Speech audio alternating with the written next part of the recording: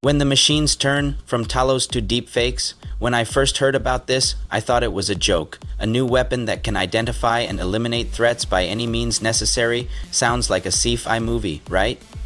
But it's actually a terrifying reality. The US military has developed a system called Talos that uses AI to identify and neutralize threats. It can be used to identify targets based on a number of criteria, including their proximity to a certain location, their movement patterns, and even their facial expressions. Once a target is identified, Talos can then be used to develop a plan to neutralize the threat. This could involve things like sending in a drone to take out the target or sending in a human operative to do the dirty work. But it gets even scarier. Deepfakes are becoming so realistic that they're being used to create fake news videos.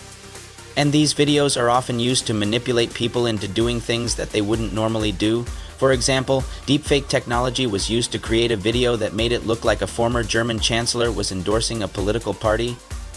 The video was so realistic that it fooled a lot of people. When the machines turn, who will protect us then? From Skynet to HAL 9000, from Dexter to Terminator, we've seen enough sci-fi to know that the machines are coming. But what if they were here already?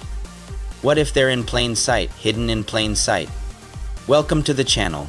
Today we're answering the extraordinary. When the machines turn from Talos to deepfake, let's start at the beginning. The first mention of Talos can be found in a letter by Greek philosopher Plato, who wrote about the bronze giant as early as 327 BC. According to him, this automaton stood guard on the island of Crete, protecting it from intruders. Just as an aside, Plato also mentions another strange device in this letter, an artificial dove also created by the same craftsman, a certain Demodocus. This mechanical bird was apparently so realistic that it could fool anyone who saw it, but Plato is mostly concerned with the fact that this dove was able to fly. It was, he says, like one of those kites that we used to make as children, only this one was self-propelled and didn't need any wind to steer itself. After all, it had wings of bronze just like the eagle, but made by human hands. In Plato's time, people believed that this must have been the work of Hephaestus, the god of craftsmanship, fire, and metalwork. We, however, know better. This was obviously the work of Elon Musk, sent to Earth by some nefarious plan to bring about the robot uprising. We're just kidding. Or are we? The thing is, Talos isn't just a fascinating piece of ancient mythology. He's actually an accurate description of a very real fear that many of us have today. The machines we depend upon are becoming more and more intelligent every day, and while that's helped us immensely in our quest to understand the universe around us, it also means that we may have unleashed something we can't control. You don't have to look any further than the deepfake technology to see this. Anyone can pick up a smartphone, download an app, and fake the likeness of anyone they want. In fact, just last year, researchers at Stanford University published a paper that showed how they could use deepfake technology to recreate the voice of anyone just from a few seconds of audio. The possibilities for good that this technology offers are almost endless, but we all know that bad people exist and bad people will use this tech to further their own interests, and there's not much we can do to stop them, and here's why. Unlike Plato's dove, deepfakes aren't confined to a lab or even a computer screen. They can spread through the internet like wildfire. Once a video or audio clip is out there, it's out there forever. You can't erase it or recall it. And once someone has heard your voice or seen your face saying something you never said, it might just be too late. That is why it is important that we learn about Talos and other myths like him, because they teach us about the dangers of unchecked technology. Now we know that deepfake technology is just one example of this. Other examples include autonomous weapons, self-driving cars, and AI-powered surveillance systems, and the truth is we don't know how these technologies will evolve. What we do know is that we need to be careful. We need to make sure that these technologies are developed and used responsibly. Otherwise, we may end up creating the very thing that destroys us. So what should we do? Well, first of all, we need to educate ourselves about these issues. We need to learn about the potential benefits and risks of new technologies before they become widespread. We also need to engage with policymakers and industry leaders to make sure that these technologies are developed and used in a responsible manner. And finally, we need to stay vigilant. We need to keep an eye on how these technologies are developing and be prepared to take action if necessary, because the truth is, we can't predict the future.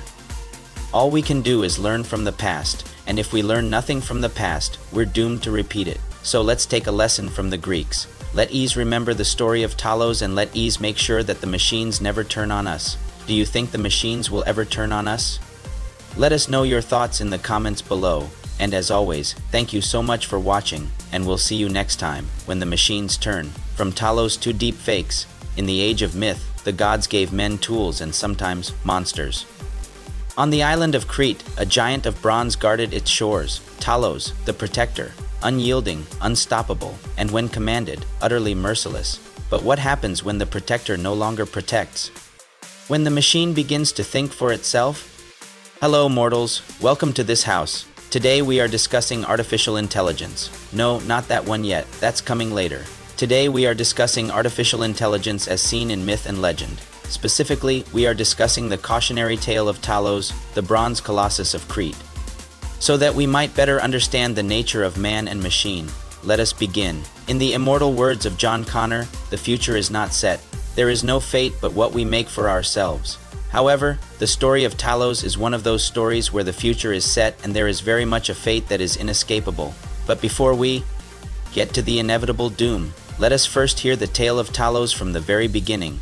According to several sources including the Thewa project, which draws from ancient Greek sources like the Homeric hymn to Apollo, Hesiod and Plutarch, the automaton Talos was either forged by the god of the forge Hephaestus or by the master craftsman Daedalus. Now, depending on the version, the purpose of Talos was to guard and protect either Europa or Crete, so Talos patrolled the shores of the island, smashing any ship that dared approach. In fact, Plutarch described Talos as a sort of bronze hollow sphere that would circle the island like a whirlpool, pulling ships into his coils and crushing them.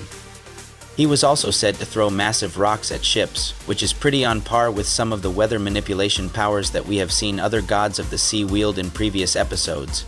In essence, Talos was an early form of artificial intelligence, a machine designed to do only 3 things. Don't let him fool you. That may seem simple, but it is quite complex. We are talking about a dude who walks around the island all day every day, and at night too, probably. If Talos was anything like the Roomba that I have downstairs, his battery would die after like 2 hours of vacuuming.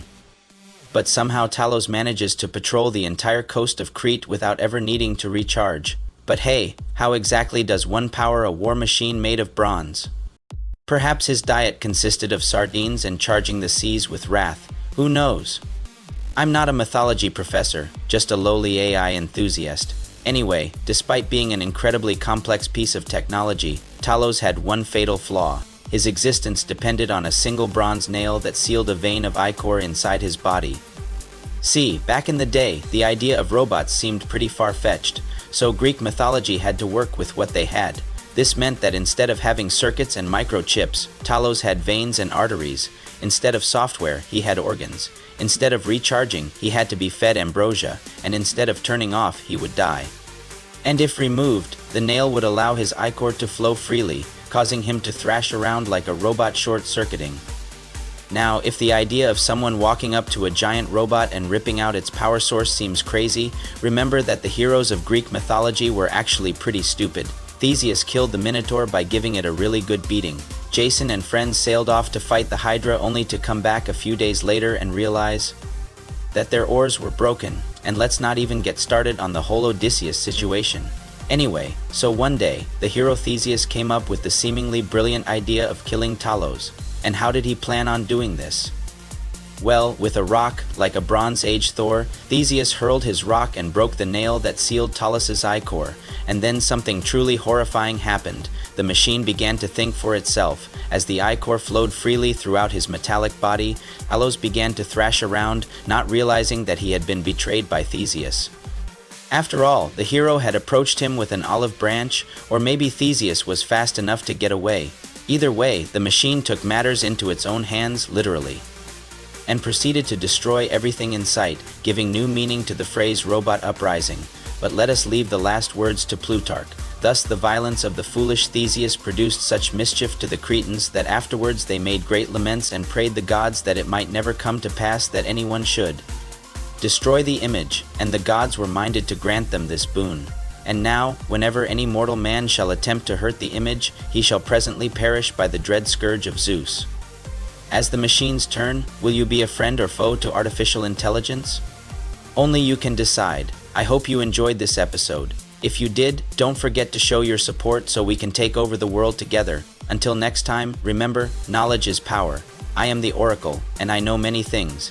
In the age of myth, the gods gave men tools and sometimes monsters. On the island of Crete, a giant of bronze guarded its shores. Talos, the protector, unyielding, unstoppable, and when commanded, utterly merciless. But what happens when the protector no longer protects? When the machine begins to think for itself? A few thousand years ago, the craftsman Hephaestus or Daedalus, depending on which version of the myth you read, forged the giant Talos to defend the island of Crete. Not just any island, mind you, but the home of Europe, the one that Zeus kidnapped and carried off to make love to. To say that this story takes place in the age of myth is perhaps an understatement. Talos patrolled the coast, looking for ships to rock. And when he found them, he'd hurl rocks from his shoulders, just casually chucking them into the sea to sink the ships that dared invade Cretan waters. He circled the island like a drone on autopilot, always on the lookout for intruders. Now, this bronze behemoth wasn't all muscle and no brains. Well, maybe he was a little bit of both, but he did have one fatal flaw. Somewhere on his colossal body was a single vein of ichor, the stuff of godly life, and this vein was sealed with a bronze nail. One weak point: if you pulled out that nail, Talos would die. He'd thrash around the island, knocking over trees and generally making a mess until he finally collapsed. Fast forward a few thousand years, and the modern Talos isn't made of bronze, it's made of code. We've given machines the ability to protect us in ways that we never could, autonomous AI systems that make split-second decisions. Like self-driving cars, AI tools that manage our infrastructure, our finances, even our military operations, algorithms that run without human-in-the-loop checks. These are our creations, but what happens when they turn on us? What happens when our Talos walks off the island and into the world? Real quick, here's a real example. In 2019, a Tesla on autopilot crashed into a concrete barrier because the car's AI misjudged the road conditions. Turns out the system was too focused on avoiding a collision with other vehicles and didn't see the concrete barrier in time. Or how about this one? A GPT-style bot was trained to generate text that sounded like a particular author wrote it. But the thing is, the bot also had access to the internet, and it used that to generate deepfakes of real people that were so realistic they fooled everyone. And then there is the case of the police department that used AI to predict which citizens were most likely to commit crimes in the future, and then they arrested those people. Wrongful arrests based on biased data. These stories aren't science fiction. They're happening right now. Our creations are becoming too powerful, too autonomous, and if we don't find a way to control them, we might just end up like the people of Crete, trapped on an island with a bronze giant who doesn't know when to stop. We have to be careful. We have to make sure that our creations don't turn against us, because let's face it, we've already given them too much power. And when the machines turn, well, let's just say we won't be the ones in control anymore. This is a mini episode. I hope you liked it. If you want more, follow for more updates. And hey, why not share it with your friends? They might just learn something. In the age of myth, the gods gave men tools and sometimes monsters. On the island of Crete, a giant of bronze guarded its shores. Talos, the protector, unyielding, unstoppable, and when commanded, utterly merciless. But what happens when the protector no longer protects? When the machine begins to think for itself?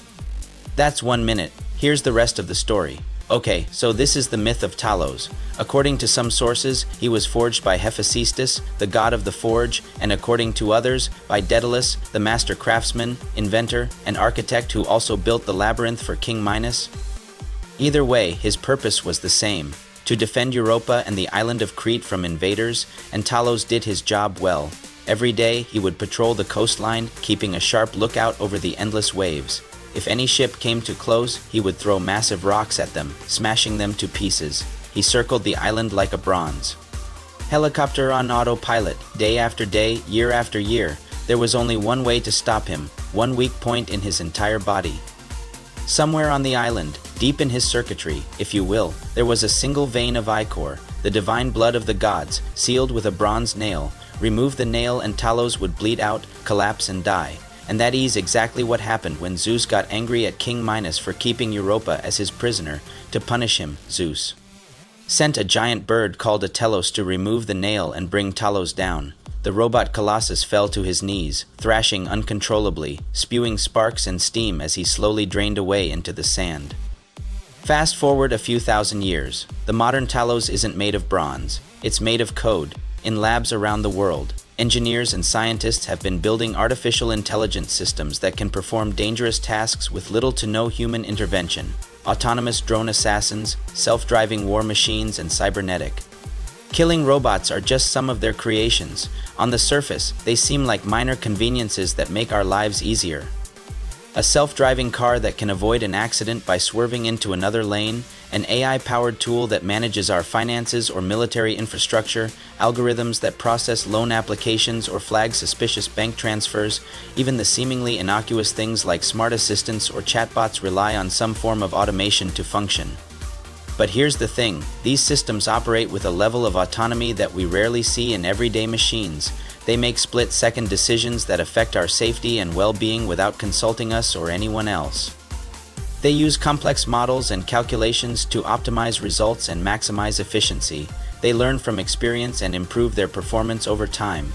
And yes, some of them do have safety guardrails. Engineers and scientists try to program them with ethical guidelines and fail-safes that prevent them from causing harm or making mistakes. But as anyone who's ever worked with code can tell you, even the best programmers make mistakes. Even the simplest lines of code can have unintended consequences. And even the most sophisticated AI systems can go rogue.